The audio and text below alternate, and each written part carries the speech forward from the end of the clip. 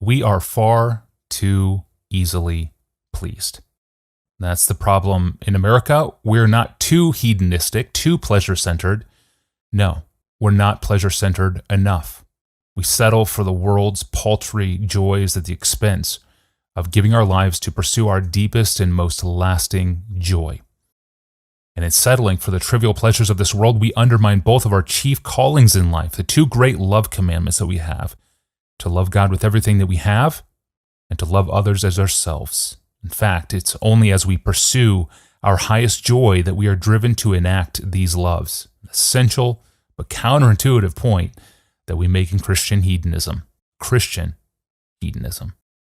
And it was a point Pastor John was making back in 1983 as he was first putting that Christian hedonism into a sermon series for his church. From that essential series would come the book Desiring God and, of course, this entire ministry. And today I want to share with you a clip from his sermon, The Labor of Christian Hedonism.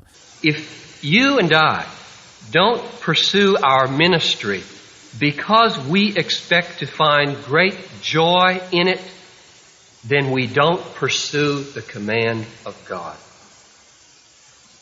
There's another verse. This one is so familiar you don't need to look it up. It's Acts 20, verse 35, and strikingly, it's Paul's address to another group of elders. And listen to how he motivates those elders to care for the weak. Remember the words of the Lord Jesus, how he said, "It is more blessed, elders, to give than to receive." Now, when Paul says, remember this, keep it in your mind, he must mean that when it's in your mind, it functions rightly as a conscious motive for ministry. He must mean that the moral value of our generosity in ministry isn't ruined when we pursue it hedonistically. Like so many people think it is. It is not wrong to desire and to pursue the blessedness which Jesus promised when He said it is more blessed to give than to receive. He didn't say, now this is the truth and get it out of your head as soon as you can, lest you do it. Pursue the blessedness that comes from giving. Which brings us back to where we were last week. What's the hindrance to love in the church? It's the same hindrance to worship.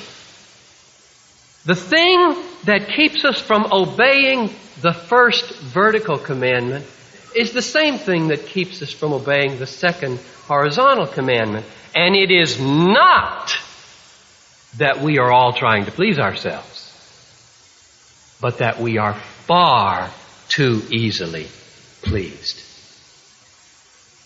We don't really believe Jesus when He says there's more joy, more blessedness, more full and lasting pleasure in giving, in a life devoted to helping others, than there is in a life devoted to our material comfort. We don't believe it.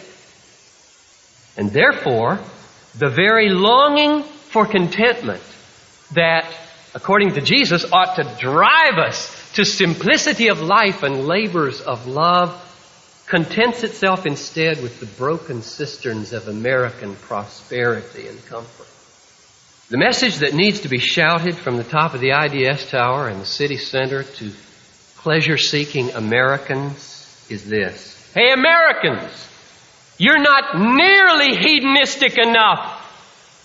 Don't lay up for yourselves treasures on earth where moth and rust corrupt and where thieves break in and steal. Lay up for yourselves treasures in heavens where no moth and rust corrupt, where no thieves can break in and steal. Quit being satisfied with little 5.25% yields of pleasure that get eaten up with the moths of inflation and the rust of death. Invest in the blue chip, high yield, divinely insured securities of heaven.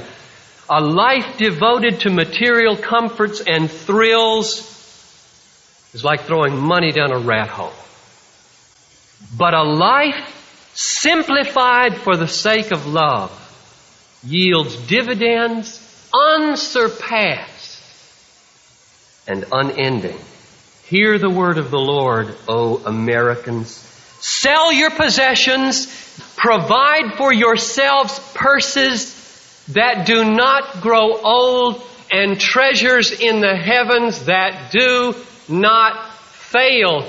Come on, become real hedonists. Wake up. That's the message. We've got gospel. We've got good news to share with the world. Leave the broken cisterns of temporary, unsatisfying pleasures. Come to Christ, in whose presence there is fullness of joy and pleasures forevermore. Join us in the labor of Christian hedonism, for the Lord has spoken, it is more blessed to love than to live in luxury. Oh, that we believed it. That the Lord's word were believable to us. Turn to Hebrews chapter 10. I am just amazed at what I've seen in Hebrews 10, 11, and 12. He is so amazingly consistent in his Christian hedonism, it's phenomenal. Hebrews 10, and we'll read 32 to 34. Recall the former days when after you were enlightened, you endured a hard struggle with sufferings, sometimes being publicly exposed to abuse and affliction, and sometimes being partners with those so treated. For you had compassion on the prisoners, and you joyfully accepted the plundering of your property, since you knew that you yourselves had a better possession and an abiding one. You see the situation? Some Christians had been arrested and put in jail. The other believers were facing a moral dilemma. Do we go underground, pray for them, or do we express our solidarity with them and risk losing our homes? And the text says that their joy in God's reward overflowed in love. Here's what they did, if I can reconstruct the situation. They looked at their own lives and quoted to themselves Psalm 63. The steadfast love of the Lord is better than life. Then they looked at their houses with all of their furniture passed down from their grandmother, precious vases. And they said to themselves, we have a possession in heaven that is better and longer lasting than any of this. Let goods and kindred go, this mortal life also, the body they may kill. God's truth abideth still, His kingdom is forever. And they went with Jesus to the jail and they lost their possessions. And what does it say? They felt as they went joy. Christian hedonists, through and through, they knew where their treasure was. And they didn't have to act according to any sterile sense of duty. Such a key point in a key sermon in the Piper Archive. It's titled The Labor of Christian Hedonism, preached on October 2nd, 1983. It was part of a series in which Pastor John outlined Christian hedonism, a series that would eventually become the book Desiring God.